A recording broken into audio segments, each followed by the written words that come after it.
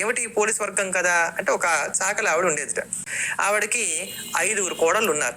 మిగతా అందరినీ బాగా చూసేది కానీ చిట్ట చివరి కోడలంటే ఆవిడకి ఎందుకు నచ్చేది కాదు.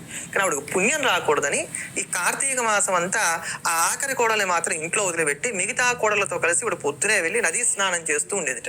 ఇప్పుడు దీపం పెట్టుకోవడానికి కావాల్సినవి ఏవి కూడా అందించకుండా ఉండేదిట. కానీ పాపం ఈ ఆఖరి కోడలికి భగవతుని అంటే చాలా భక్తి. ఈవిడ పేరే పోలమ్మ.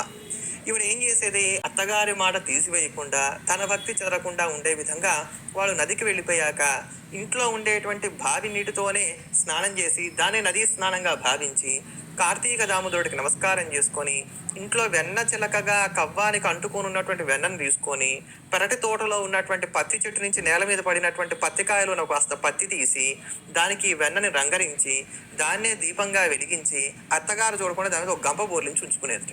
ఇట్లా ఇప్పుడు 30 రోజులు చేసింది. ఈ భక్తికి పరవశించినటువంటి భగవంతుడు విమానంలో ఆవిడ తీసుకువెళ్ళడానికి వీడు చూశారట 30వ రోజు నాడు. అదేమిటి మేము ఇంత నదీ స్నానాలు చేసి ఇన్ని దీపాలు పెట్టాంగా అన్నారట.